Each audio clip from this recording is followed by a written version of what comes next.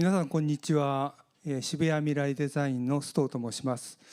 本日は歩行者とモビリティというタイトルでアイデアセッションをしたいと思います。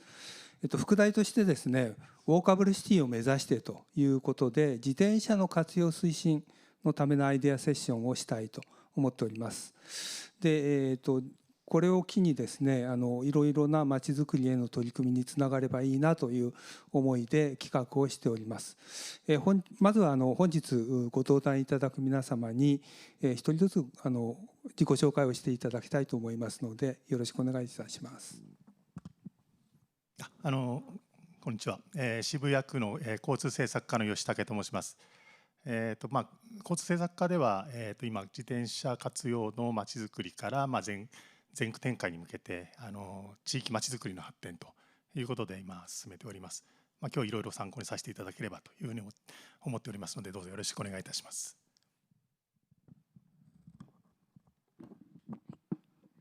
今日はありがとうございます。私原宿地区美化推進委員会の事務局の小野と申します。どうぞよろしくお願いいたします。原宿地区美化推進委員会は、かなり長い間、放置自転車と私ども言ってるんですけれども、違法駐輪ですね、そういう自転車に対しての問題にちょっと目を向けまして、毎月1回、活動を続けております。具体的なまた数字とかはあるんですけれども、記録を見ましたら平成の17年ぐらいから、活動を続けている実質の数字がありますので、こういうことも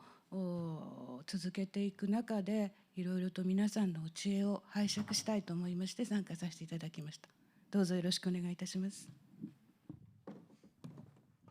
こんにちは。明治大学大学院理工学研究科の修士1年西村と申します。本日はよろしくお願いいたします。私は原宿神宮前地区のまちづくり協議会の方にですね、参加の方させていただいておりまして、その機会をこのような機会をいただきました。今日はよろしくお願いいたします。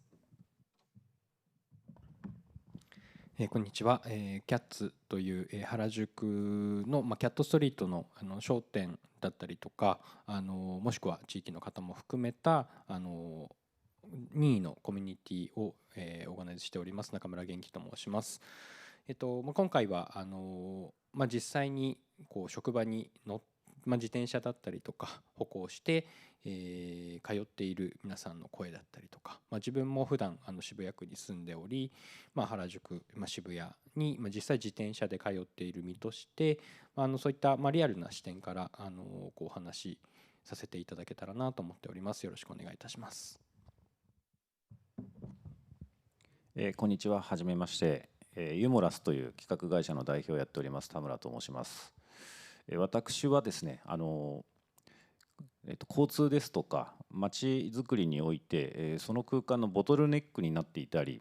人々がストレスを感じているような空間をエンターテインメントの演出のテクノロジーですとかデザインの力を活用しまして、その空間を劇的に可能な限り劇的に変身させて、その地域の名所にまで変えていくというようなプロジェクトを今進めております。本日はよろしくお願いいたします。はい、皆さんこんにちは。明治大学で、建築アーバンデザイン研究室というのを主催しております佐々木博之と申します。原宿神宮前の自転車環境づくりに関しましては、もう随分長い間、関わらせていただいておりまして、また同時にFDS の皆さんと協力をしながら、渋谷駅周辺地区の公共空間のビジョンですとか、公共空間の活用に関する実践的な活動を行っております。本日はよろしくお願いいたします。皆さんありがとうございます。ご案内の通り全体を見ている渋谷区さん、それから原宿神宮前地区に特化した皆さん、それから、全国でご活躍の田村さん、こういうメンバーで本日進めたいと思います。では最初にですね、渋谷区の吉武課長の方から渋谷区の取り組みについてご説明をいただこうと思います。よろしくお願いいたします。はい、ではちょっと時間をいただきまして、渋谷区において、今年度から始めた施策であるとか、あと地域の、これも始めたばかりなんですけど、取り組みの、なんていうんですかね、内容について少し時間を取って報告させていただければというふうに思います。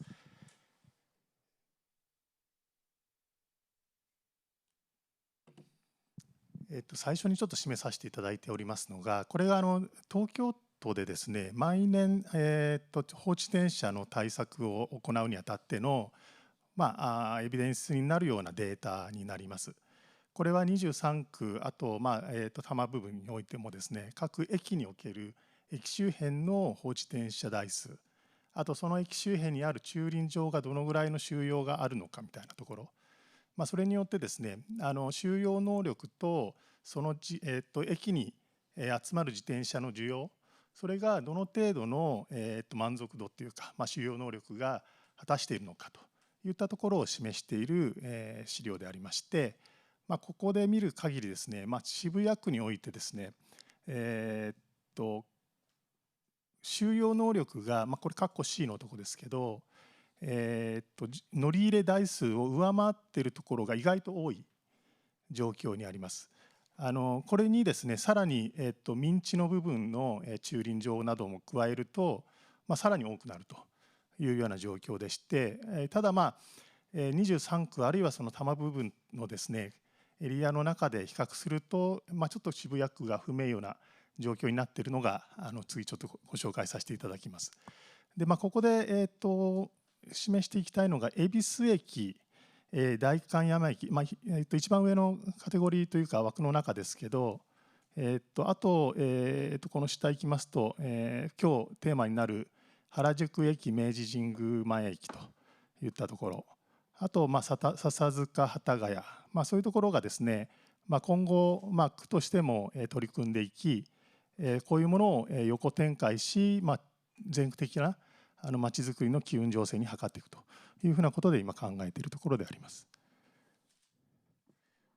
こちらがですね、このデータを分析というか、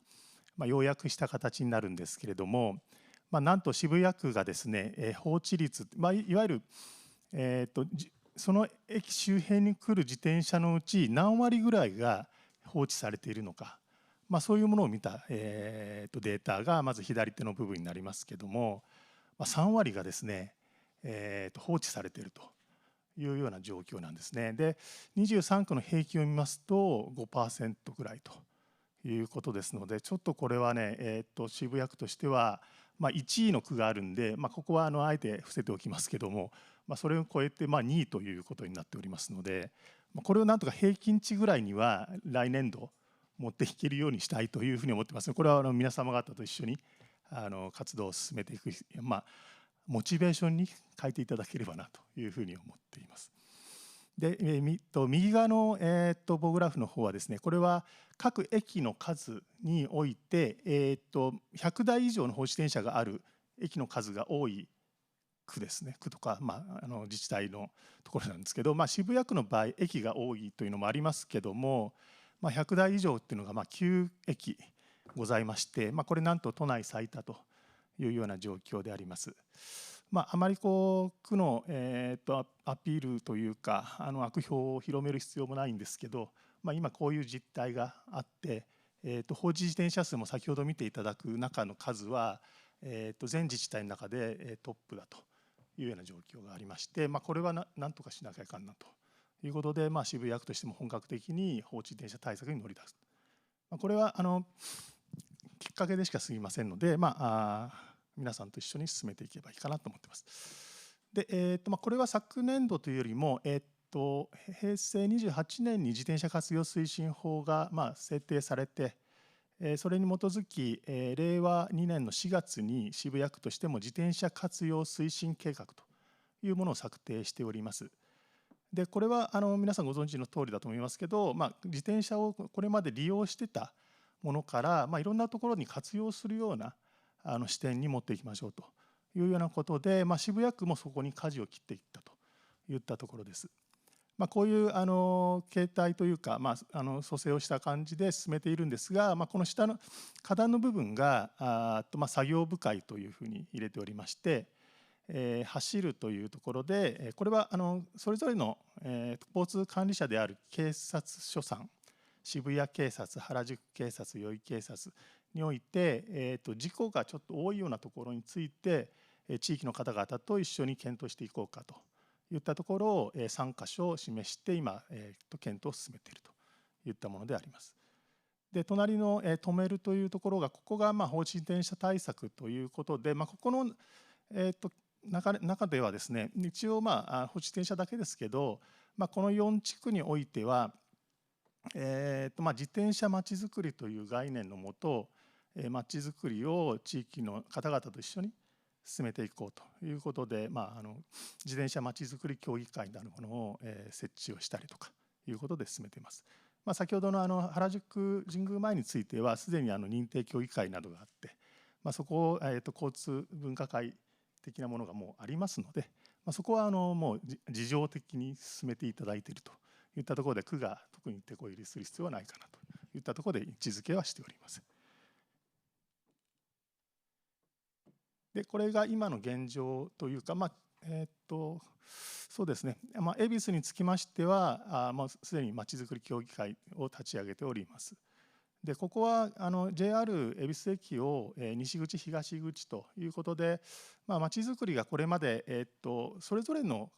エリアで考えてきたものを駅周辺の自転車を切り口にしてるんで、西東ではないでしょうと、駅周辺全体で考えようということで、西口東口の町会商店会と一緒に進めているところであります。冒頭見ていただきました自転車需要に関しましてもですね、駐輪場はしっかり整備されているんで、放置自転車の部分をいかに駐輪場に誘導していくのかといったところが課題となります。で続いてこの代官山についてもですが、意外と代官山街歩きなんかすると自転車少ないんですけど、調査上はなぜかデータが非常に高いデータが出てきてるんで、そこはちょっと不思議なところなんですけど、こちらも代官山の協議会をもうすでに立ち上げております。でここはある意味その通勤通学で駅を利用されている方っていうのはそれほど多くなくて、駅周辺の街の回遊性を高めるといったところから分散型の駐輪場をいかに整備していくのかといったところの課題を今挙げております。恵比寿と代官山につきましては今年度からですね、渋谷区のまちづくりっていうのが産官学民共同型まちづくりを進めているということがあります。今日も明治大学さんもいらっしゃってますけど、ここはちょっと別の大学ですけど、東京理科大学さんと共同研究を今進めているところであります。でこの京王線沿線のまちづくりです。ここは渋谷区も今重点的なまちづくりエリアとして笹畑発というプロジェクトをブランドアップに向けて取り組んでいるところでありますが、笹塚幡ヶ谷っていうところについてもですね、非常に放置自転車の多いところであります。各駅のですね周辺の同様に町会商店会だとか、ここは甲州街道などもありますので、東京国道さんだとか、あるいは京王電鉄さんも入っていただいた上で今進めているところであります。で今一番下にあるのが原宿神宮前と、あと千駄ヶ谷地区っていうのがもう認定協議会に今向けて取り組んでいるということでありますけども、今日アンケート実施の結果などもちょっと楽しみにさせていただければというふうに思います。先に申しました恵比寿地区の、これ区側の、対応をちょっとお知らせさせていただければと思うんですけど、これまで、放置自転車対策っていうと、物理的にそこに物が置けないようにすることが一つの一時的な方法になってまして、こういう上の段にありますよ、写真にあるように、あたかも工事中のような、場合によっては資材置き場のような状況が見て取れましたけども、そこを、路上の、いわゆる、喫煙だとかの禁止だとかってこともあったりとか、美化対策の一環として、駅前については少しグレードアップした警告看板だとかを置くように、してきました。今年度から始めた話なんですけど、これを今恵比寿と笹塚について実施をしたところであります。そうしたところがですね、半年過ぎましたけど、そこには自転車が今置かれない状況が続いているというようなところで、日々パトロールの中でチェックをしてきているところであります。で、こういうものでして、路上の喫煙禁止だとか、駐輪ももちろんのこと、あと駐輪場が周辺のどこにあるのかっていうことをご案内して、警告というかなんですかね、啓発を活動を続けてきているといった状況であります。で恵比寿に関しまして、すみません、他の地区でもそうなんですけど、こういうふうに自転車の駐輪場については非常に整備がもう行き届いていて、ここで示してますサイカパーク恵比寿というところ、右下のところですけど、ここなどは1階2階が駐輪場になっていまして、2階の利用率が非常に低いというのがちょっと課題になったりとかしますので、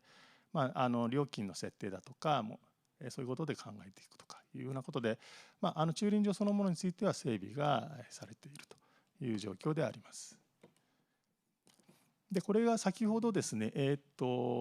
比寿、警告看板設置による消し込み効果、いわゆるその物理的にそういう看板で、自転車が置けなくなった時に周辺の今の駐輪場にどのような影響があったのかといったところなんですけど、もともと稼働率が 131% だったという、西口第二自転車駐車場といったところについてはほぼ変わりなかったんですが、他の西口サイカパーク恵比寿先ほどのところですけど、3か所のうち2か所で駐輪場の稼働率が向上しているといったところから、自転車を放置するんではなくて駐輪場に移行した方、または駐輪とか自転車利用をやめて公共交通に変えられたとかいったところが推測できるんですが、まだなかなかまだこれが実態として直接的に結びつくかどうかはちょっとまだ今後の検証が必要かなというふうに思っていますが、いずれにしても駐輪場の稼働率は増えてきているという状況が見えました。こちらもですね、その恵比寿地区の自転車まちづくり協議会をこれは10月17日にキックオフをしております。各地区の恵比寿地区町会商店会の皆さん、恵比寿ですから札幌ビールさん、札幌不動産さんだとか、あるいは区としてもシェアリングのですね促進をしているところもありますけど、ドコモバイクシェアや電動キックボードで今いろいろ課題も抽出されてきているループさんだとか、そういうところにも入っていただき、あと理科大渋谷区とで、今日いらっしゃる須藤さんにもアドバイザーとして参加いただいているところであります。で西と先ほど言いましたようにJR の駅を挟んで西と東で分かれた町会が一堂に集まって町のことをいろいろ意見交換するという場っていうのが非常にこれまで実現しそうでしなかったところを、この自転車を手段とした町づくりというか、自転車をどうするのかという身近なテーマから今後の町づくりを西と東一緒に考えていこうかというような機運が情勢が今図られてきているところが今後期待されるところです。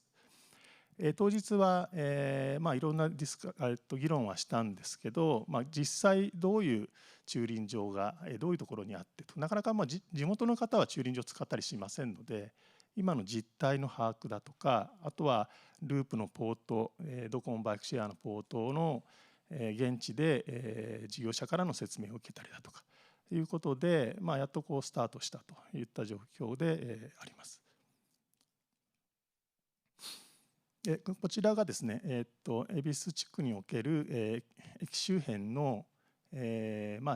ェアサイクルポートの設置位置と公共駐輪場の位置、あと放置自転車禁止区域のエリアと、放置自転車多発エリアといったところを示したものです。放置自転車禁止区域というのは禁止区域ですから、そこに自転車を放置すると撤去されます。これはもう警告をするんでしょうけど、警告をして、その日のうちに撤去されます。ですからこの緑の網掛けされている部分については比較的放置電車の多発エリアは重なってないというのが現状としてあるんですが、実はその境界をまたがったり、あるいは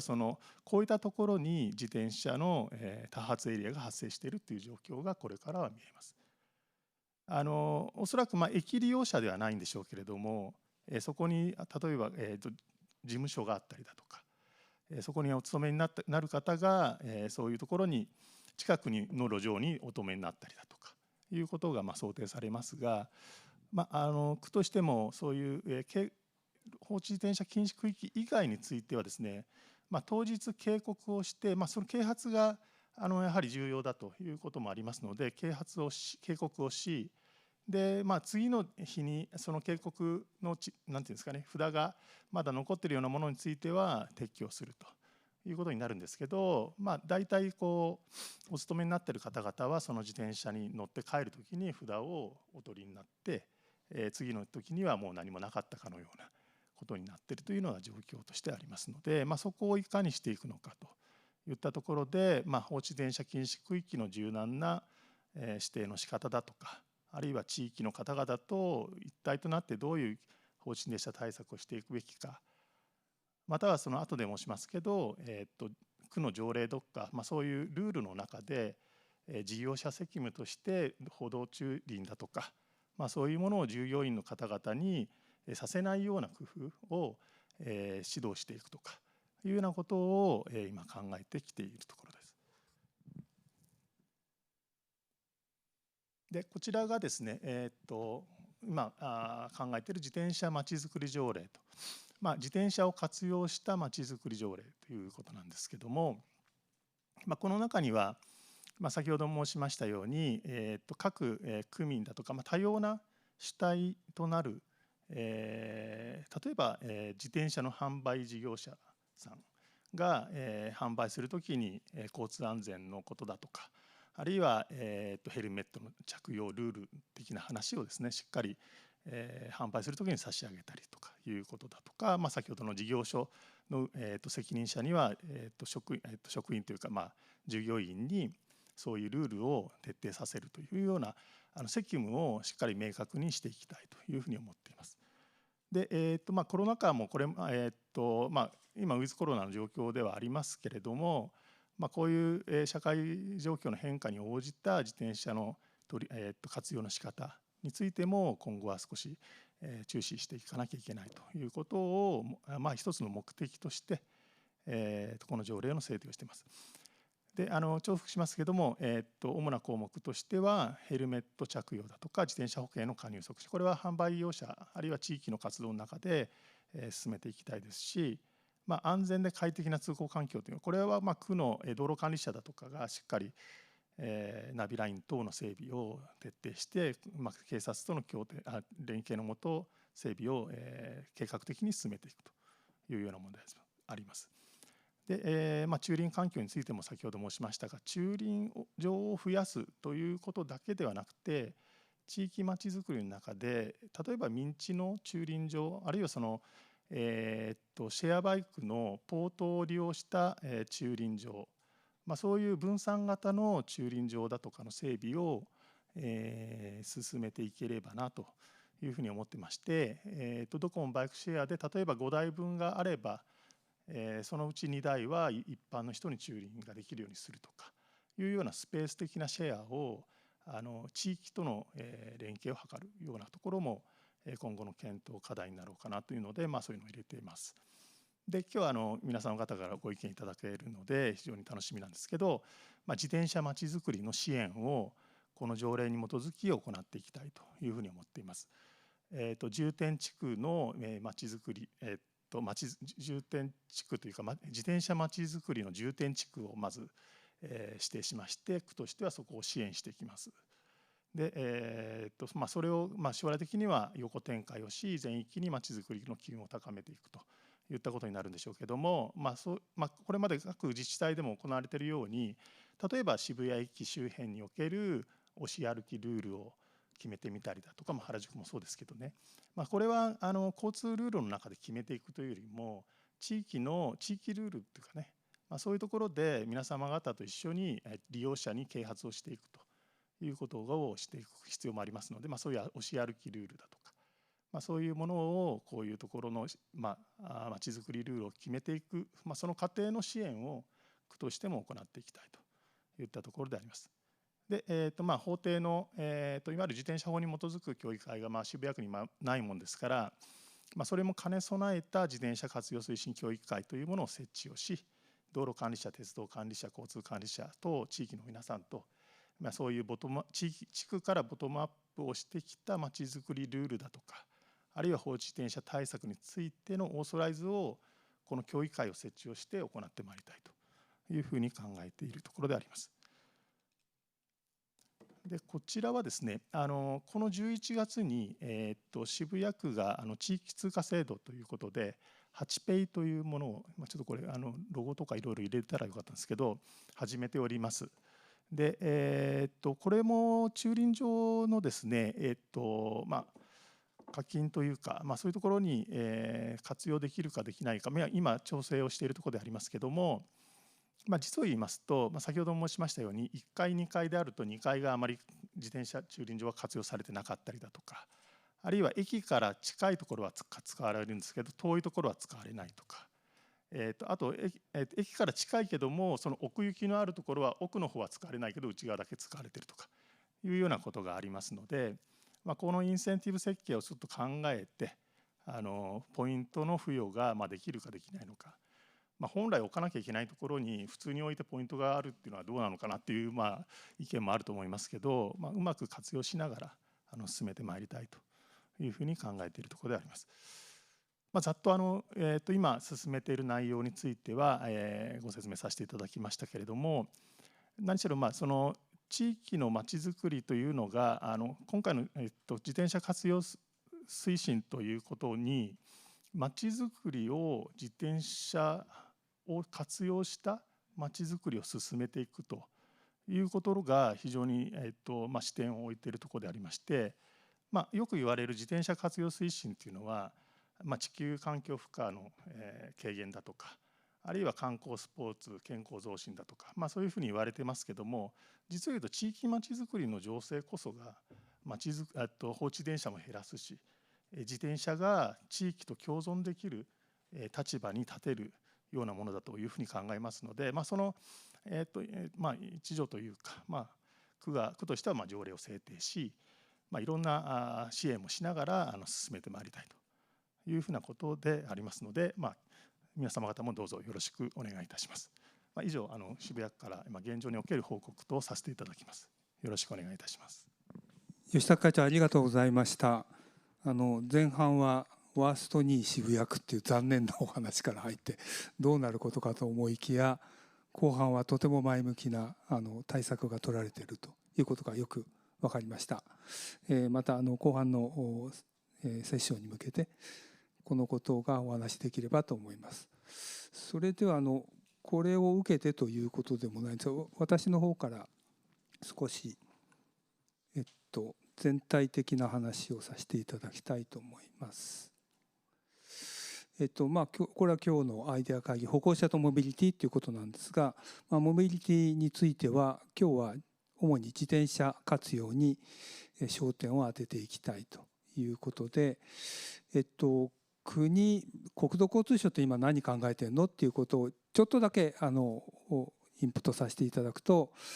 道路局っていう局があって道路を所管してるんですけど、2040年道路の景色が変わるっていうのを打ち出しました。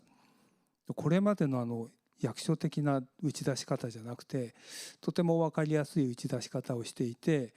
行政の皆さんはこれが出た瞬間とても驚いたと。で何驚いたかっていうと、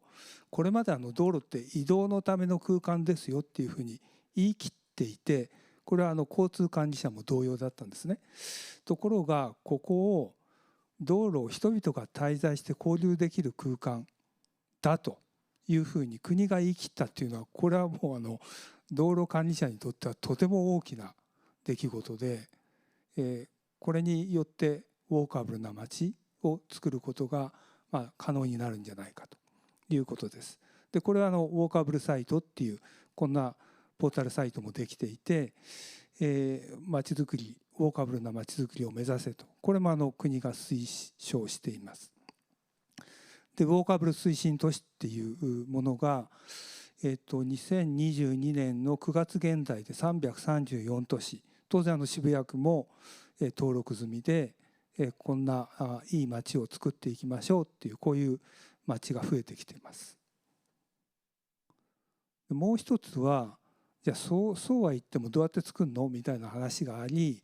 官民連携まちづくりっていうのは一体どんな制度でどんな人たちが関わったらやれるのっていう、その目安となるようないろんな情報が見えるサイトもできています。でこれ全部説明しないんですけども、結構いろんなものが出てきていて、これを使うと町の皆さんあるいは民間の皆さん、行政一緒になっていい町づくりが、先ほど吉武課長からもお話ありましたけども、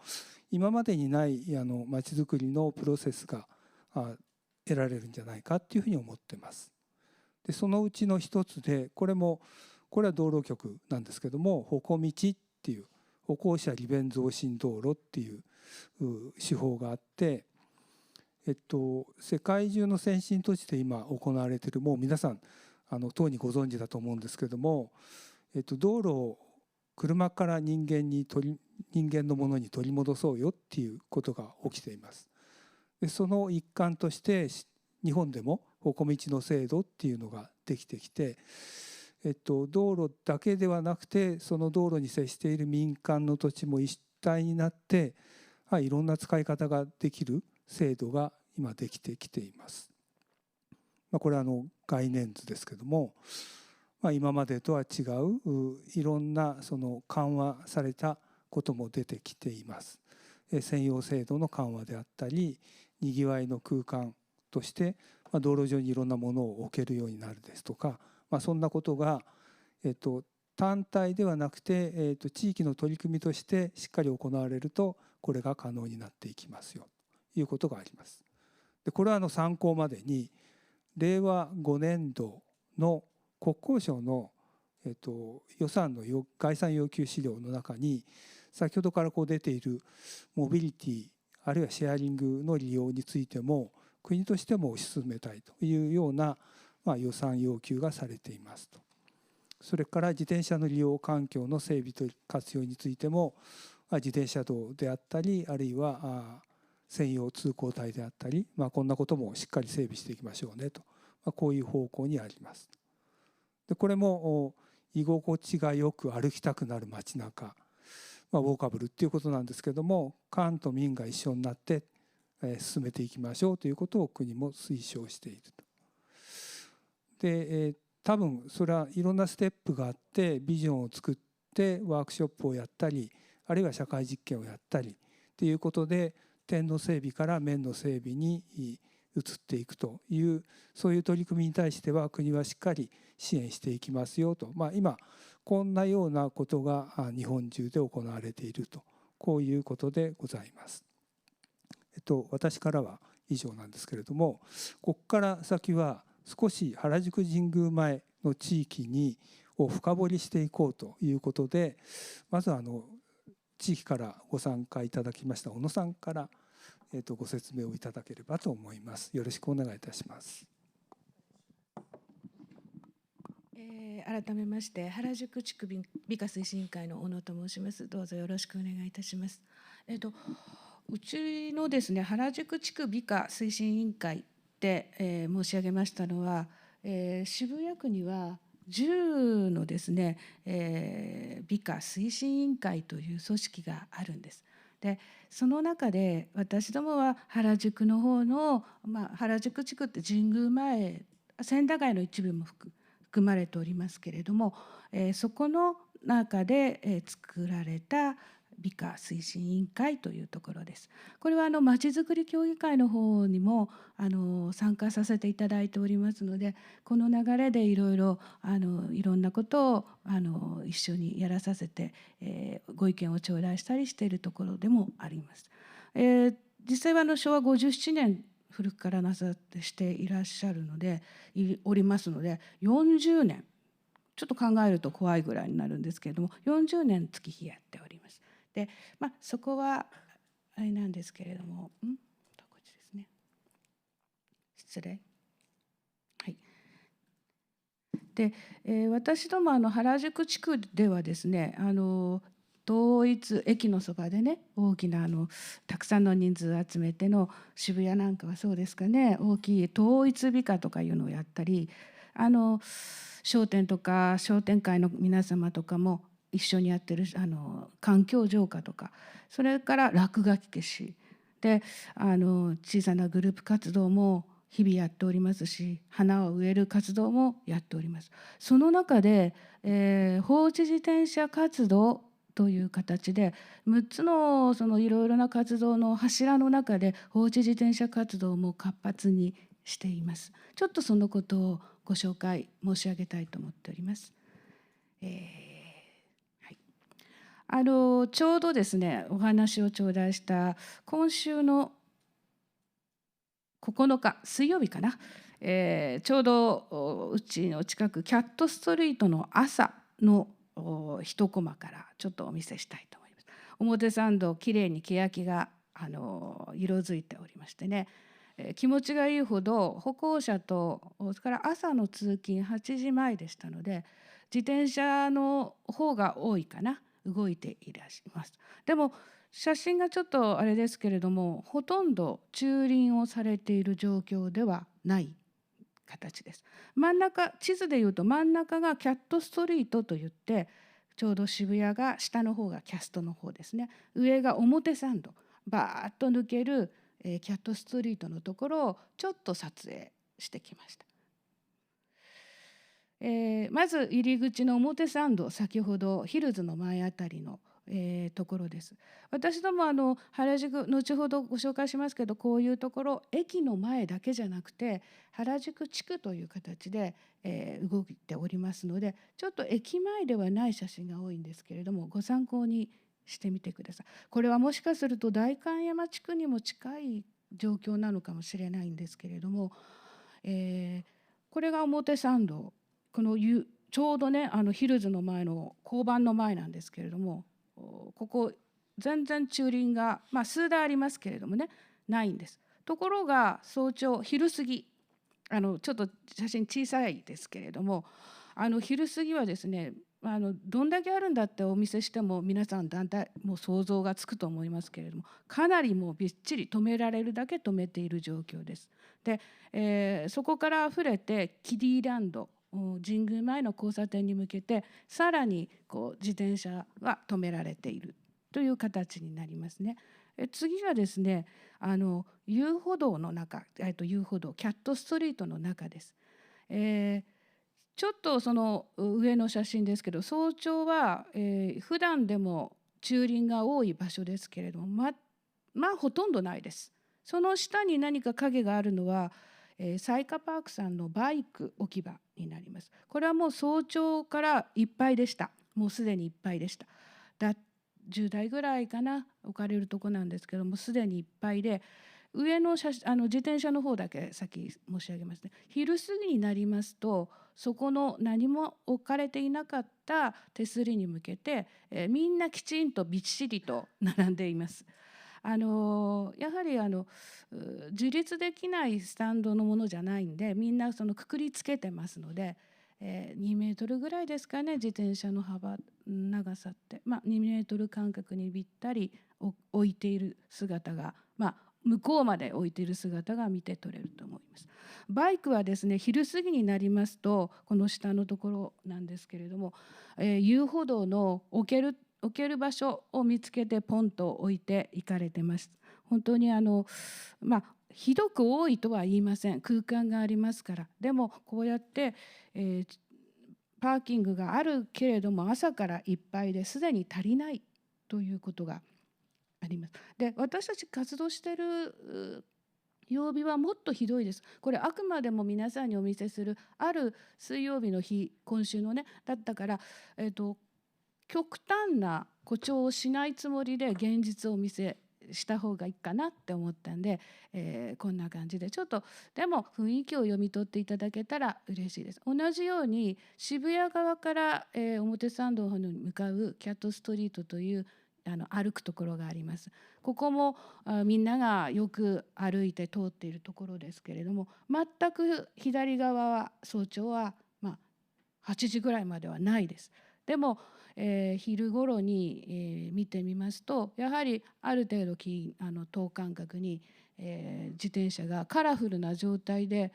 置かれている状況です。でこういう私はこの地区の、そうですね、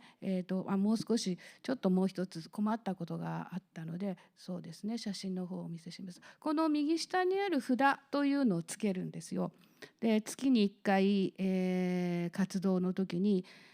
紙の札をつけます。でちょうど糊がついてるからハンドルとかいろんなとこにつけられるんですけれども、これを見ますと一つオレンジ色の札、私どもは赤い札なんですけど、区の関係の方がつけてくださった札とちょうど1日この時は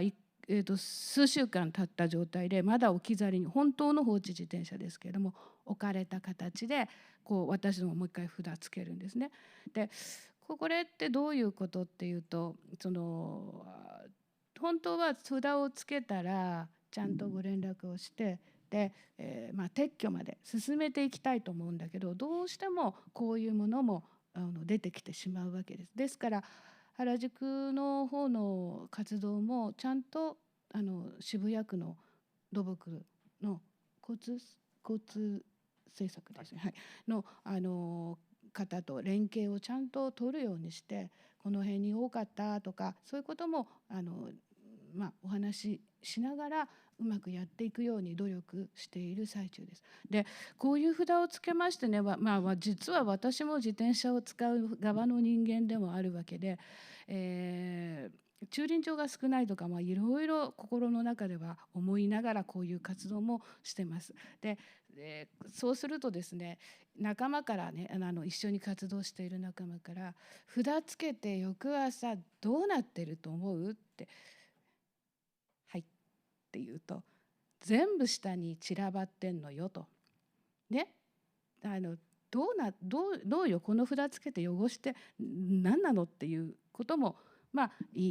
言われます。でもそれはその仲間だからそう言ってくれるんでありがとう、それで何とかしなきゃいけないよねなんて話し合いながら言い過ぎだよねって言いながらまた次ちゃんとやってくれるんで、そういう空気は大事かなと思うけど、実際本当つけたら外されてカゴで持って帰ってくれ、カゴの中でもね持って帰ってくれればいいのにな、もっと止めないでくれたらいいのになって、やっぱり札つけて回ってると自分が自転車乗ってるのにもかかわらず実は駐輪スペースがなくて悩んでるのにもかかわらずちょっとやはり思ったりします。実際の活動について、お話したいと思います。この原宿神宮前、先ほど申し上げた神宮前地区というものを4つの区域に分けました。実際は、A の地区の原宿駅っておっしゃいましたね。駅っておっしゃってたんで A の地区が原宿に駅に値する部分になります。それで真ん中、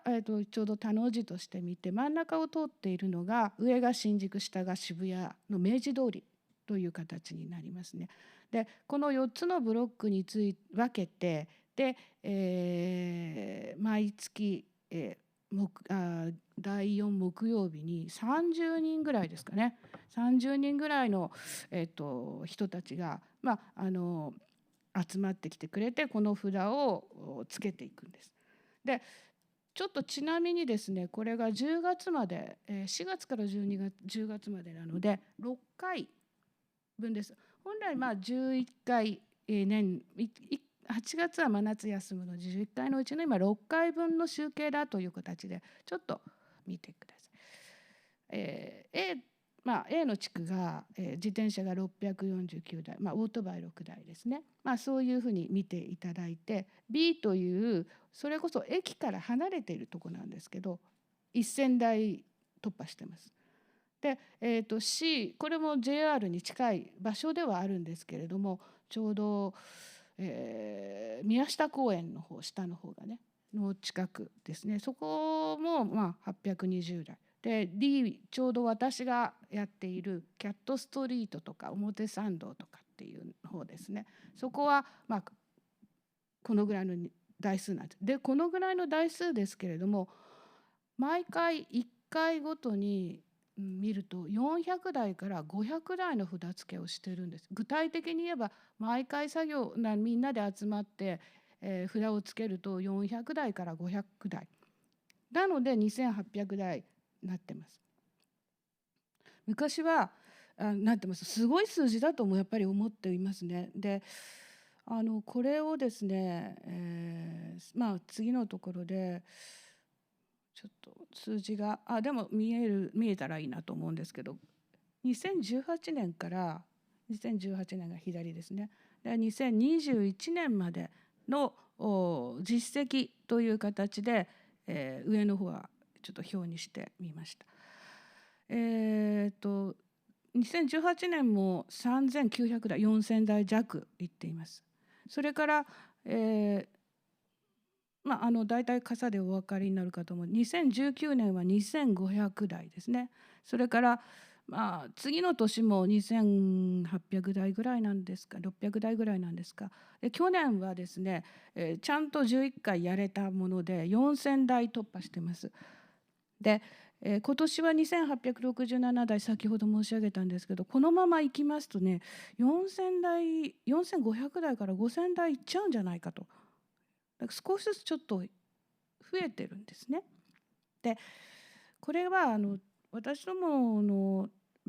原宿地区美化の委員会の活動としてはこの実際集計数字出てるんですが、もっと小規模のグループ活動では別に800台も900台も実際はちょっと張っている状況があります。なので、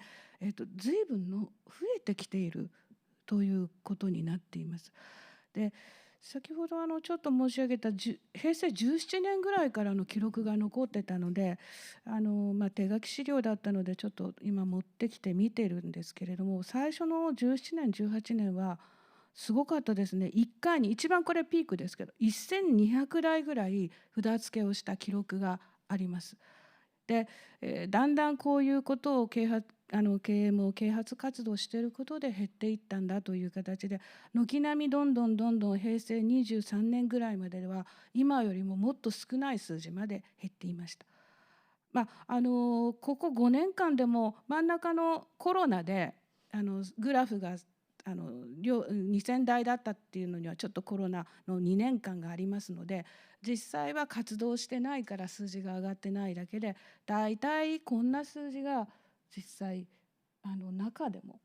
その駅前じゃなくて中の方でも起きてる。幸いスペースがあるからあまり目立たないように見えますけれども、普通の脇道などでもお店がありますから、当然従業員の方やお店に来客する方が利用される。で、表参道は坂ですので原宿駅に止めるよりも下に流れてきているんじゃないかなと、街中に降りてきてるんじゃないかなと思います。駅前に駐輪場があるので、住んでいる人間は駅まで置きに行くということはさすがにしないものなので、そんなようなことがありますけれども、この数字が活動のその中で、困ったこと、そしてああやって札が落とさそれは嫌ですよね。札つけられてね、ちょっとくしゃっとしたい気持ちも分かるんですけれども、こういう自転車のことや吸い殻のことも含めて、いろいろ考えていきたいと思っているところです。ありがとうございました。小野様ありがとうございました。本当に長期間にわたるお取り組みでまだ継続されている。で最新の情報まで写真撮っていただいて大変感謝申し上げます。それでは続きまして、西村さんの方からアンケートの調査結果についてご報告をいただきます。よろしくお願いします。はい、よろしくお願いします。ただいまですね、吉田会長の方から渋谷区のお話、あと須藤さんの方から、国を挙げての取り組みのお話ですね、あと今例えば小野さんの方から、地域の現状の話いただいたんですけども、僕の方からは、アンケートを実施し原宿神宮前地区の皆様に向けてですね、アンケートの方を実施させていただきまして、それを受けての自転車まちづくりにおける課題や今後についてちょっとお話の方をさせていただければと思います。10分ほどお時間の方いただきます。よろしくお願いいたします。まずはアンケートの方になります。改めまして原宿神宮前地区の皆様、アンケートのご協力ありがとうございました。このアンケートはですね、原宿神宮前地区の皆様にとって、良好な自転車環境の構築を目指したものになります。渋谷区の、自転車推進計画の中にもあります走る、止める、守る、生かしつなぐの中で一番大切なものは何であるのか、またその中で課題や希望あるべき姿、アイデアなどを募ったものになります。配布団体様としましては、町会の皆様、また商店会の皆様、小野様はじめ美化推進課の皆様やまちづくり協議課の皆様にもお配りの方させていただきました。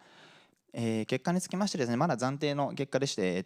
集計の方途中なんですけども、87件の回答の方をいただいております。アンケートの方、ちょっと本日はお時間の方もございますので、31問の質問について回答いただいたものを少し抜粋して取り上げの方をさせていただいております。回答年代についてなんですけども、70代以上の皆様が 40% を超える結果となっておりまして、また60代の皆様は 20% ほどと、やっぱり60代70代の方が3分の2ほどを占める回答となっておりまして、やはり原宿神宮前地区、ご高齢の方々によって支えられている地区であるなということが、これを見て分かりました。またこの自転車利用の実態につきましてもですね、乗る乗らないが半数ずつということで、やはりさまざまなお立場の皆さんのご意見が反映されたアンケートになっているかなというふうな印象でございます。続いて自転車まちづくりとはということをですね、少しこの場で共有の方をさせていただきたいと思っております。先ほど須藤さんの方から、国を挙げての取り組みとしてですね、自転車まちづくり非常に大事になってきているということが、分かってきましたが、主にですね、アクティブライフの促進、にぎわいの創出、環境負荷の低減、交通安全の促進などですねの観点から良好な環境構築を目指してのまちづくりにおいてですね、自転車の利用を促す取り組みというのが、一般的に言われている自転車まちづくりかと思います。その中でですね、ちょっとアンケートを追って見ていきたいんですけれども、自転車のさらなる活用に向けて重要だと思う点は何ですかという質問に対して、このように歩行者との共存のための環境づくりというような回答がですね 72% ということで、非常に共存というものが自転車まちづくりにおいて大切であるということがアンケートをもとに分かってきました。また先ほども取り上げましたが、乗る乗らないという回答が半数ずつということで、こちらもですね同じく共存というものが大切になってきているということが分かってきております。すなわちですね、自転車まちづくりとは歩行者、自転車、自動車が気持ちよく共存するための地域づくりということが分かってきております。続いてですね、自転車まちづくりにおける課題ということを話していきたいと思っております。先ほどもお話ししましたが、走る、止める、守る、生かしつなぐという点においてですね、この共存という視点から、アンケートの方を見ていきたいと思っております。走るにおける共存というのをアンケートをもとに見ていこうと思います。走行環境に関するアイデアをお聞かせくださいという質問に対しまして、このようにですね、自転車専用道路を一日も早く作ってほしいや専用レーンの拡大などを求める声が、多く上がっていました。自転車の専用や、専用レーンの走行レーンに関する回答というのがアンケートの中でも多く見られました。すなわちですね、この走るというテーマにおける共存というのは、歩行者、自転車、自動車が共存できる空間の再構築というものが大切になってきているのではないかということがアンケートから読み取れました。続いて止めるにおける共存というものをアンケートを元に見ていきますと、自転車の止めるに関することで問題に感じることはありますかという質問に対しまして、このようにですね、自転車をどこにでも止める人がいるや違法駐輪の多さを常に感じているや、このように止める場所がわからないや駐輪場がないなどの回答をいただきました。先ほど吉武さんからのお話にもありましたけども、やはり受け入れの数と収容数っていうものがですね、のバランスみたいなものが非常に大事になってくるのかなというのもアンケートからも読み取れておりまして、この放置自転車や駐輪場に関する回答っていうものがアンケートからも多く取れました。すなわち、この止めるというところに関しましては、住民と、自転車利用者が共存できる駐輪場の配置、整備とマナーの醸成というものが、大切になってくるのではないかと思っております。続いて守るにおける共存ですけれども、自転車の守るに関することで問題に感じることはありますかという質問に対しまして、このようにですね、自転車利用のルールが守られていないや信号無視、危険な運転などの他にですね、やはりご高齢の方々が多い地区の中でもママチャリなどですね、の走行ルールなど走行という部分や、比較的若い世代への指摘っていうのが、多く見られたのがこちらの結果でした。すなわちこの守るという部分に関しましては、安心して歩ける自転車走行マナーの徹底というものが、大事になってくるのではないかと思っております。続いてですね、生かしつなぐにおける共存というものをアンケートの結果から見ていきたいと思っております。良好な自転車環境の構築のために最も解決すべき課題は何だと思いますかという質問に対しまして、このようにですね、走る、止める、守るの方には、回答の方を得られているんですけども、生かしつなぐの方は回答の方をいただけませんでした。さらにこの2番目に解決すべき課題は何だと思いますかという質問に対してもですね、同じように走る、止める、守るに関しましてはこのように多くの回答をいただいたんですけども、生かしつなぐの回答に関しては2件にとどまる結果となっております。また生かしつなぐに関することで問題に感じることはありますかという質問に対しまして、地域住民にとって意味あることとは思えないや、ルールや設備を整備する前にシェアモビリティを導入したことなどの課題が挙げられ、この生かしつなぐというテーマ自体の必要性に対する疑問や、新しいものを導入する環境ではまだないのではないか、既存の環境整備などがまずは大切なのではないかなどの、お声が多く上がっていることから、広域での、シェアモビリティなどですね、自転車計画と地区環境の整備などにおける両立というものがこの生かしつなぐという共存の部分では大切になってくるのではないかというのがアンケートをもとに分かってきています。最後にですね、今までお話ししたこのアンケートを受けての原宿神宮前地区での自転車まちづくりの今後について今まで話したことからですね、まとめさせていただきたいと思います。まずはこの走るというものをアンケートをもとに考えると、歩行者、自転車、自動車が共存できる空間の再構築、止めるというところに関しましては、住民の皆様と自転車利用者が共存できる駐輪場の配置、整備とマナーの醸成、またですね、守るというところに関しましては、安心して歩ける自転車走行マナーの徹底、生かしつなぐに関しましては、広域での自転車計画と地区環境の両立というものが大切なのではないかと、アンケートをもとに分かっております。また1番に関しましてはですね、空間の再構築という部分になりますので、少し長期的な話にはなってくると思っております。2番の止めるという部分に関しましてですね、今からでも考え方の変え方によってですね、議論の余地があるのではないかと感じております。また3番の守るに関しましては、この警察の皆様などにも入っていただくような話にもなってくると思います。生かしつなぐに関しましては、この広域でのシェアモビリティなどの自転車計画などをですね、渋谷区の皆さんなど、お考えになるときに、この地区環境との両立というものが大切になる中で、やはりこの2番の止めるとも関係してきて、このようなところを、大事にしていけばいいのかなというふうにアンケートから読み取っております。以上のですね、この1番、2番、3番、4番、走る、止める、守り、生かしつなぐの部分のアンケートを元にしたこちらの議論点などを元にですね、この後、フリーディスカッションの方でもですね、お時間いただき、話し合っていければいいのかなというふうに、アンケートを元に感じております。以上になります。ありがとうございます。ありがとうございました。アンケートから読み取れるということで、これからの今後の議論のネタにしていきたいと思います。で、ここから先は佐々木先生の方に進行をお願いして、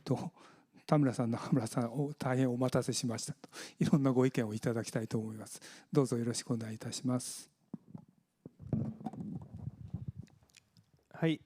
それではですね、今4名の方のプレゼンテーションを受けまして、30分ほどですかね、時間をかけて、かなり限られておりますけれども、意見交換をできればというふうに思います。まず私もこれまで、原宿神宮前地区の、自転車環境を中心とするまちづくりですとか、渋谷駅周辺にも関わってまいりましたが、のでここにいらっしゃる皆さんとは面識はあるんですけれども、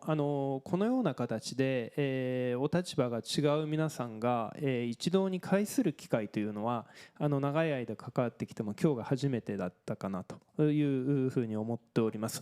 そういった意味でも非常に貴重な場だと思いますので、ぜひ忌憚のないご意見をいただければというふうに思いますし、吉武さんの説明の中で、地域の方と一緒になってあるいは区として支援というようなご発言もありましたし、小野さんのプレゼンテーションの中でも最初モニターの方を見られて、やられてたんですけども、途中から吉武さんの方を振り返りながら訴えるような姿が非常に印象的でございました。でまず、吉武さんからは渋谷区として、自転車特に駐輪というものを、課題として捉えながらも、すでに、そういったことを認識し、実際の取り組みをですね、原宿神宮前地区に限らず、もう少し広域で、始めているというお話がありました。それから須藤さんからはもう少し、国の上位の国のですね、レベルでかつ駐輪ということよりも主にはまちづくり、道路空間における、自転車や歩行者の、在り方というようなことで、歩行者のための道路というようなことで、お話をいただきました。で続いて、小野さんからはまさに、地元にですねお住まいのお立場から、駐輪問題、非常にリアルで切実な問題として発信をしていただいたというふうに思っております。で最後、西村の方からは地元の方にご協力をいただいたアンケートの結果から、一つはその共存の重要性というものに対する認識で、一方で、地域の環境としてはなかなかその共存とは言っても今はそういう形になっていない、いろんな問題があるという指摘がアンケートを通して見えてきたということが分かったかと思います。まさに、皆さんのプレゼンテーションを通して、自転車というのはいろんな問題を地域に引き起こすと同時に中長期的に見れば、環境問題等も含めてまちづくり含めて非常に大きな可能性を持っているツールであるというその自転車の持つまさに二面性というのが明らかになったのかなというふうに思っております。時間も限られておりますので焦点をできるだけ絞ってご意見をお伺いできればと思うのですが、自転車まちづくりということで、大きくはそれを俯瞰した時のまちづくりの視点、環境づくりという視点から、西村の分析にもありましたけれども、自転車の活用であるとか共存というものをどういうふうにしていくのかっていうのが1点、これは多少中長期的な視点ということになるかと思います。でその一方で、今日のプレゼンの中でもかなり注目がされていたのが、駐輪環境駐輪問題ということで、放置自転車を含む、止めるという問題をどのように解決していくかというところの、主に2点にですね今ここに映っている、アンケートの分析を見ても落とし込めるというかというふうに思います。駐輪に関する問題に関しては皆さん特に地元の皆さんはいろいろとご意見があるかと思うんですけれども後半ディスカッションの後半でそちらにまず行くとして、まずはですねま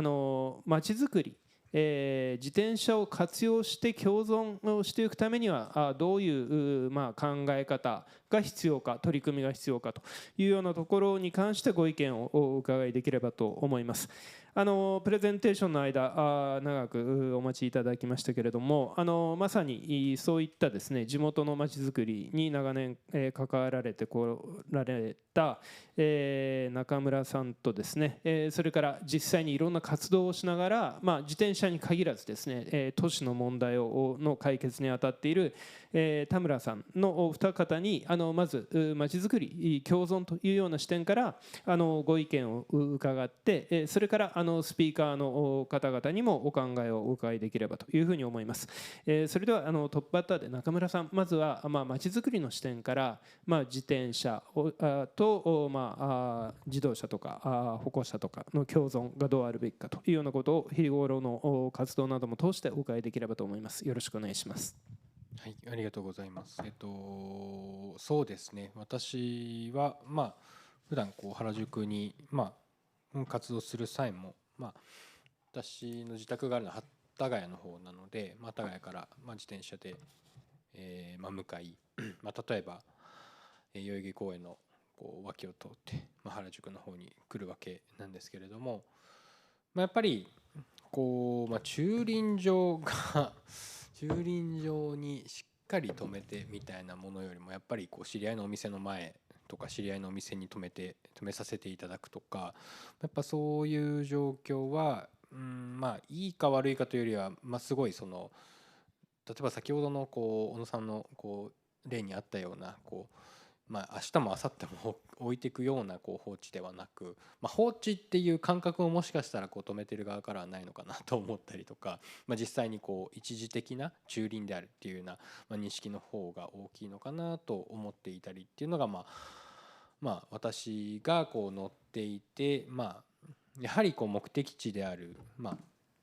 お店だったりとか、場所だったりとかの、目の前になかなかないとなかなか難しいのかなというところと、一つ今までスピーカーの皆さんが語られていたようなその自転車活用をした街づくりというよりは、本当に皆さんが乗っている、リアルな何でしょう、自転車の意味合いっていうのは、自動車に代わる本当に交通手段ですよね。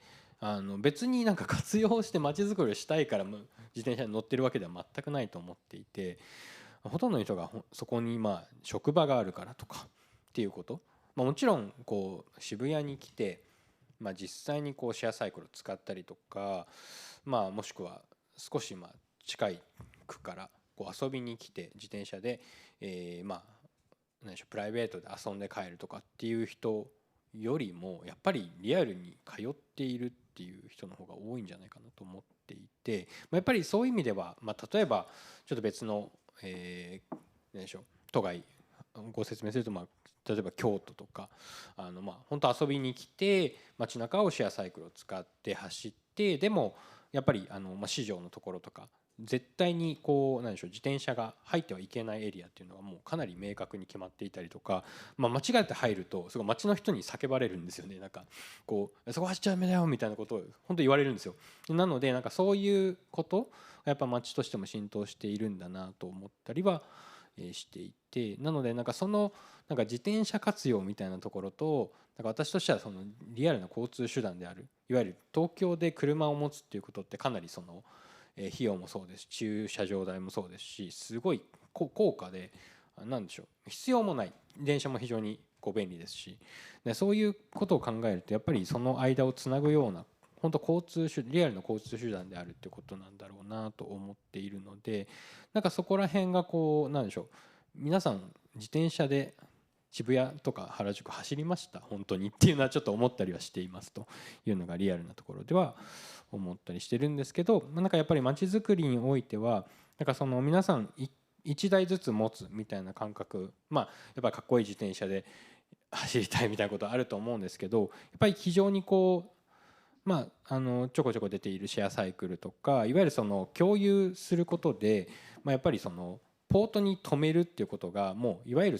返却のルールになっているっていうようなことは、すごい東京以外の場所でもそうですけど、すごいそれによって持ってないけど自転車は乗りますっていうご意見すごく聞くことがあるんですけど、この前も福岡でそういう電動ですらないチャリがすごい街中にいっぱいあって、それを普通にみんな乗って降りてっていうようなことをポートで繰り返すっていうことがすごい多かったので、なんかすごいそういう意味では活用っていう意味でもそうですし、それがその住民の方にも浸透してるなっていうのはすごく感じています。なのでそういう、もちろんサービスを活用したりとかっていうところと、あとはやっぱりその活用なのか、実際の交通手段として見ているのかっていうところのなんでしょう、自転車に対する認識みたいなのもちょっともう一段階リアルな走ってる人、乗ってる人の声もぜひ聞いていただけたらなとちょっとお聞きしてて思いました。はい、ありがとうございます。はい、どうもありがとうございました。それでは続いて、田村さん、いろんなまちづくりに取り組まれている中で、自転車という視点からお考えをお聞かせいただければというふうに思います。はい、私はちょっと自転車というテーマでこういったことを考えるのは実は初めてなんですね。もう分かりやすい交通事故が起こりやすそうな場所とか、住民の方からここがもう暗いから何とかしてほしいみたいな、そういうようなもうはっきりした課題に対して、それに一番ふさわしい課題っていうのを返すっていうようなアプローチをしてるんですけれども、すごくテーマが実は自転車って大体幅60センチ、長さ200センチ、高さ160センチぐらいの立方体の中に入るものなんですけども、大きさのものなんですけども、実はこの走る、止める、守る、生かしつなぐってこれだけ出てきちゃうぐらい、やっぱりすごいテーマとして大きいなっていうのが感じまして、まずこれ僕の本当に率直な意見としては、自転車問題ってそんな軽い問題じゃないっていうことを、なんかしっかり認識した方がいいだろうなとは思ってます。車と同じぐらいのもはや存在になっている、ということかなと思っています。大体これ止める方の心理、にもうかなり左右されるんだなと思うんですけども、止める方って車と違ってやっぱりかなりカジュアルなものなので、そんなに自分が責任のあるものを操作してるとか取り扱ってるっていう気持ちがあんまりないと思うんですね。なので、まずその部分はしっかりこれから本当に多分これは渋谷区だけじゃなくて全国共通の問題なんだと思うんですけども、みたいなことはやっていかなきゃいけないなということと、ちょっとさっき小野さんのお話聞いててすごく驚いたのが、4000枚でしたっけ、4000枚を貼るっていう、でまたさらに増えるだろうというお話で、これ僕も増えると思います。自転車屋さんとかと話しててももう前の年よりどんどん売り上げ上がってると。でやっぱりそれぐらいコロナもありますし、リモートワークもありますし、最近の健康ブームとかほんのちょっとのところだったらやっぱり自分の体使って移動しようっていうそういう流れもありますので、これがずっと伸びていくかどうかわからないんですけども、自転車っていうのはしばらくまた増えていくっていうことになると思うんで、神宮前の皆様がやられている枚数っていうのは残念ながらこのままでいくとまだまだどんどん増えていくだろうなというのは、これはもう現実として避けられない状況にはなってるかなというのは感じました。でその中でそうですね、僕、今中村さんの方からもありましたけども、やっぱり乗る人の気持ちが一体どうなってるのかっていう、このちょっとなんでしょうね、精神構造というか、そこは一回ちゃんと向き合った方がいいのかもしれないなと思っておりまして、実は私もたまに自転車乗るんですが、そんなに誇れるほどマナーがいい自転車乗りだとは自分もあまり思ってなくて、ほんのちょっと、このお店に行きたいって言った時って結構やっぱり止めちゃってるな目の前にとかあるんですね。でそれは誰かに迷惑をかけているかもしれないって分かってるんですね。分かっているんですけどもちょっとの時間だったらとか、自分ぐらいだったらとか、しかもこんなにいろいろある中のほんのわずかのこの空間だったらってやっぱりそういうふうに考えてしまうものはやっぱりどうしてもあると思いますんで、やっぱりちょっとそのギャップっていうんですかね、止められてしまう側と止めたい側のギャップっていう部分が一体どこにあるのかっていうのをやっぱり僕はやっぱりお互い様だと思ってて、そういった自転車に乗ってきてくれる人もいるんで、やっぱり、お店の売り上げも上がってたりするような部分もあるんで、やっぱり共存していくっていうのはとても本当に僕もその通りだなと思うんですけれども、それでやっぱり困ってる人もいるということであれば、やっぱり解消するために、そのギャップを埋めるためにまず何をしなければいけないのかという部分を、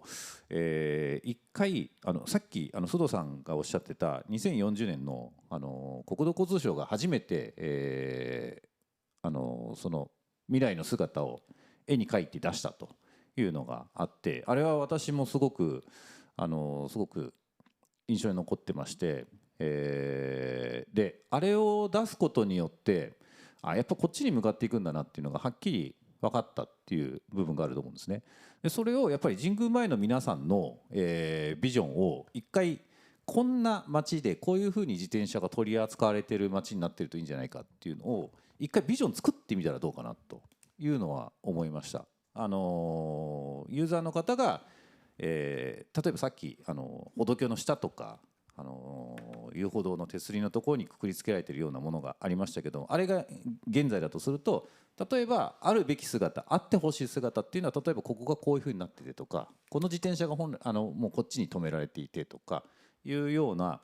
性善説でいいと思うんですね。ありえない性善説とかもありだと思ってて、そういうふうになった時にこういうふうになってるといいなっていうのを一回ビジョンとして立てるっていうのはすごく今すぐにというよりは将来的にやっぱりそっち目指していくために、そうするとそういうのができることによって段階的に一気には多分絶対無理だと思うんですけども、そのために何をやらなければいけないかっていうのが一つずつマイルストーンができていくので、なんかそういうやり方とかもありなのかなというのをちょっと感じながら皆様のお話を聞いておりました。はいはい、どうもありがとうございます。とにかく時間が限られて、います。ですね、今ちょうどお話をお伺いした中村さん、田村さんが、自転車のユーザーであるということで、今日のプレゼンの中ではあまり出てきていなかった、乗る側の気持ち。自転車というのは、交通手段であるということで、当然まちづくりあるいは環境問題等においても、自転車の利用というのを推進しているわけなので、交通手段としての自転車の役割というものを十分理解し、かつ、乗る側の気持ちというものを確認していくということの重要性が1個あるかなというふうに思いました。でそういった中でやはり、乗る側と地元の共存というものが重要であるということで、共存というものを考える中では、おそらく、今田村さんのご発言にあった、中長期的なあるいは、理想的な性善説に基づくビジョン、一つの可能性みたいなものを描くというのが一つと、もう一つは今できることに手をつけるという非常に短期的な取り組みをやるということを、2つ、同時に進めていくということが重要なのかなというふうに思いました。で、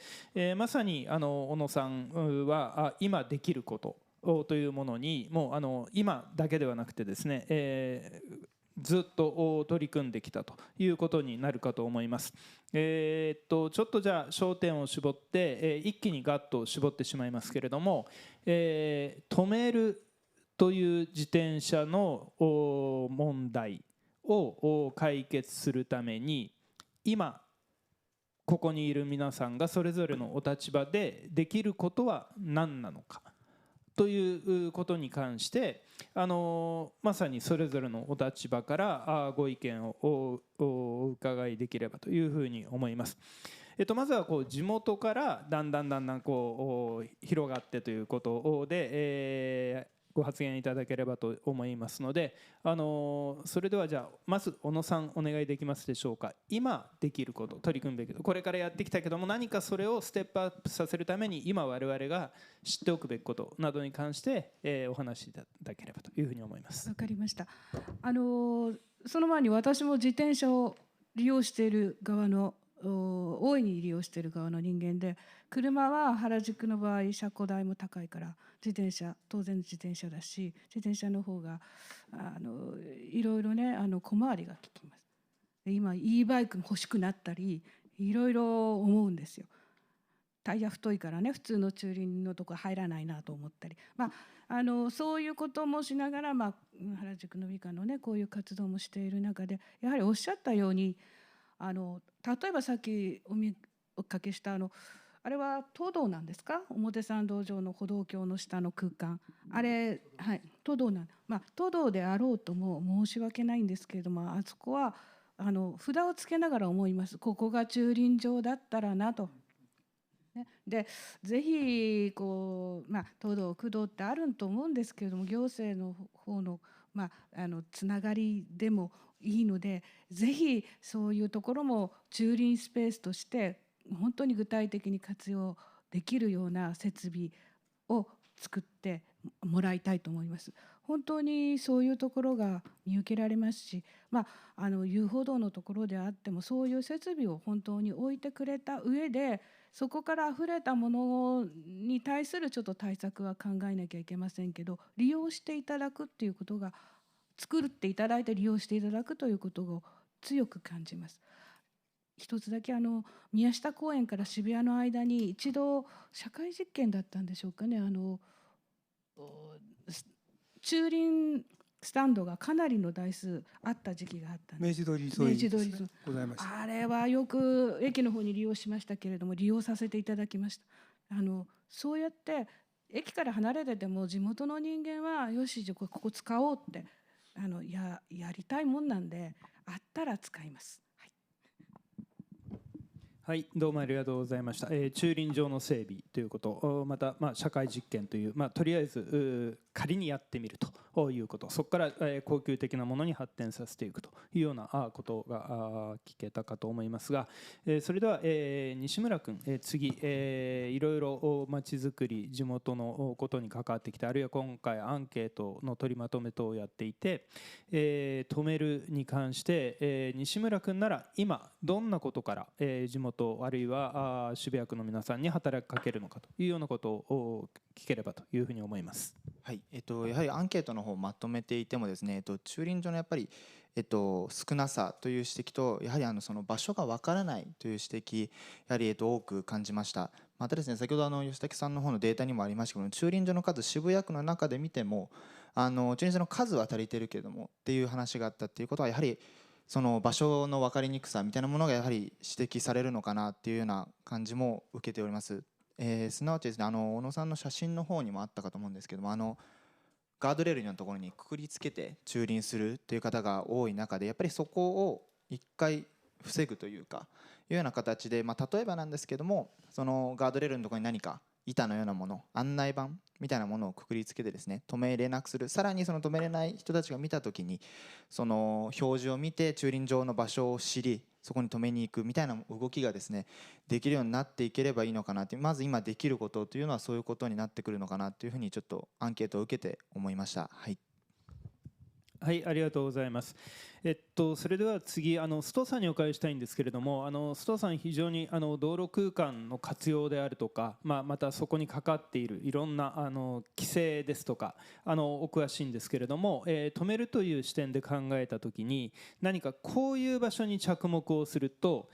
少し駐輪環境というものが変わってくる可能性があるというようなことがありましたら、ご意見をお伺いできればと思うんですが。はい、ハードルはすごい高いかもしれないんですけども、車道部分が、今自転車が走るナビルートがあったり走行空間があったりするんですけど、一方で停車帯パーキングメーターですとかっていう箱の部分があって、そこの部分のその空間を少し作り直しながら、そこに一時的に自転車が止めれるようなものをいろんなところに作れないかなっていうのが一つはありかなと。それは結構大きな道路の話になるので、じゃあ生活道路についてはどうかっていうと、これはまた違う視点で考えなくてはいけなくて、いろんな民間の企業さんがいらっしゃる中で、いろんな店舗さんでちょっとだけ、敷地内で2台ぐらい止めれるよねみたいな、そういう隙間みたいなところをどうやって見つけてって、でそこにこう参加していただけるかみたいな。その参加していただくと、もちろん渋谷区からちょっとこんな特典ありますよみたいな、これは本当にアイデアベースですけども、そういうことを議論していくっていうのが大事で、渋谷未来デザインとしては今日のセッションもそうなんですけども、こういうことをやる、あるいはアンケートを実施するっていう、そのアクションをしっかり一つずつ積み上げていくっていうことで議論が含まっていくのかなと思って、今回も無理に朝早くから皆さん来ていただいて実施して、田村さんにまで来ていただいて、いろんなご意見いただいて、とっても貴重なご意見だったと思います。私からちょっと支離滅裂な話なんですけども、いろんな視点があるよということでお話ししました。はい、今3人の皆さんから、止めるの問題を解決するために今やってほしいことというのに、駐輪場の整備、それから駐輪場への誘導、それから、路上駐車帯、道路空間の活用、それから店舗前の活用というようなアイデアが出てきたと思うんですけれども、それでは吉武さん、渋谷区の立場から、あるいは表参道ですと東京都との連携等もあるかと思うんですけれども、今意見が出たような止めるへの喫緊の取り組みとして、渋谷区としてのお立場から何かお考えがあればお伺いできますでしょうか。はい、すぐにね対応できずに申し訳ないんですけどもですね、まずできることとしては、打ち手としてやっぱり道路空間内に駐輪場を整備していくっていうことは区道のみならず、東京都、国の方がやはり歩道幅が広いですから、その辺の働きかけはこれからしていく最も最初にできることかなというふうには思いました。ただいわゆる何ですか、歩道橋の階段下だとかっていうのがなかなかメンテナンス上そういうところに駐輪させるかさせないかというところについてはいろいろ議論があって、他にさっきおっしゃってた宮下公園の整備の間ずっと明治通りで協力いただいていたその歩道上の駐輪場の整備だとか、あるいはそのまま残しておけばよかったのかもしれませんけれどもね、宮下公園には宮下公園で駐輪場ができたんで、そういうことは利用いただければという、誘導の仕方を考えなきゃいけないなとは思いました。で、区としてしておかなきゃいけないこととして、おそらく止めようとしてもどこにあるかわからないとか、そこが満車なのか空車なのかわからないとかいうことがあってはいけないんだろうなと思いますので、情報発信としてしっかりそのホームページだとか、あるいは各駐輪場の満空状態が分かるようにしておく。あとはその駐輪場がある場所についての看板をちゃんと視認性の高いものにして、ここに駐輪場があるんだなっていうことが皆さんに分かるようにしておくっていうことが非常に重要なんだろうなというふうに思います。ですからそれはすぐにできることなんで、来年度、区には予算がありますので、年度単位の事務として来年度以降ちょっと検討していきたいというふうに思っております。いずれにしましても安全安心というのがやはりどうしても重要であって、警察だとか我々もそうですけど、しっかりその歩行者、自転車、自動車それぞれ運転する、あるいは歩いている人たちが法令遵守をしていく、そういうことが共存できる空間を作っていくということになるんで、歩いている人は何でもいいんだとかっていうことではないんだと思うんですね。しっかり皆さんが法律を守ってルールを遵守した形で、快適な移動をしていただくということが必要かなというふうに思います。はい、前向きなご発言ありがとうございます。基本的にはお立場が違えど皆さん、駐輪問題に関して、かなり同じような方向性を持ってらっしゃるというふうに思いました。本当に時間がなくて恐縮なんですが、最後中村さんと田村さんに、今の話を聞いていて、それであれば自分の立場から今これができるというようなことがあればそれぞれ30秒ぐらいでお願いできますでしょうか。お願いいたします。はい、ありがとうございます。そうですね、普段から使ったりとか、使っている人が身近にいる立場から、そうですね、やっぱりこう止める側として、やっぱり止めた時に何が起きるのかみたいなこととか、それによって不快と思っている方、もしくは困っている方の部分も私たちも掘り下げるべきだなとすごい思っていて、なのでそういったこうやっぱりみんなで使う道みたいなところのこう考え方を日々考えつつ、みんなでこうまず話し合う、こういった形で話し合うっていうような場があったらいいなと思っております。ありがとうございます。じゃあ田村さんも、今できることをまさにいろんなところで仕掛けているお立場から最後、アイデ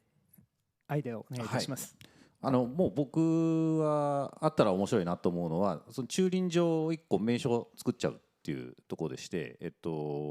実は僕の周りの知り合いの人ですごい自転車マニアの人がいて、結構高い自転車乗ってるんですけども、その人たち逆にもうちゃんとしたお金払うからちゃんとした駐輪場を用意してくんないかって言ってる人いるんですね。で逆にそういうお金払ってで結構500円とか結構高いお金を払ってでも止めたいっていう人いて、でそういう人たちが高額な自転車がバーッと並んでたら、そこって結構上がるシチュエーションになると思いますし、で神宮前のあたりとか歩いてるとやっぱりすごいこれ凝ってるなとか、多分この方のご自慢の自転車だろうなみたいな方とかが走ってるんですね。でそういう人たちの自転車ってそういうところに集めたら一つのギャラリーみたいにもなるし、ちょっとやっぱ発想の転換で、もしかしたら今までそういう多分自転車乗る人ってお金払いたくないと思うんですけども、もう払ってでも止めたいようなとこあって、そこをみんな写真撮りに来るような、そういうような名所にしちゃってもいいかなと。私が中目黒で我々NPO でアートを作ったんですけども、その時僕らが想定してなかった事態として、そこの絵の前でペットの飼い主さんが犬を撮らせに来て、そこインスタスポットになっちゃったんですね、ペットの。なんかそういう自転車乗りの人たちがそこを名称というか一つハッシュタグつけてでもなんかここに来たがるような仕組みができてると面白いかなというのは思いました。はい、はい、ありがとうございました。最後まさに今できる非常に面白そうなアイデアをちょうど出していただいたということかと思います。非常に時間が限られている中の議論ですので、当然ここで何かの方向性が出るわけではないと思いますが、最初にお伝えしたように、こういった立場の違う皆さんが今日、こういう場に一堂に会したということが一番意味のあることだと思いますし、今日本当の触りの議論だけできましたけれども、そういったものをきっかけにですね、これを単なる一過性のイベントとして終わらせるのではなくて、今日明日にでも、次のステップが何かであるべきかというようなところの具体的な議論に進んでいければというふうに思います。最後須藤さん、何かお願いいたします。佐々木先生、ありがとうございました。田村さんと中村さんの素敵なアイデアもいただいて、おっしゃる通り単発で終わってんでは全然意味がないので、今後に引き続いて、いい街になるように、特に今回は原宿神宮前ということで深掘りしてますので、そこに向けていきたいと思っております。それでは本日のセッションこれで終了させていただきます。ご清聴ありがとうございました。皆さんありがとうございました。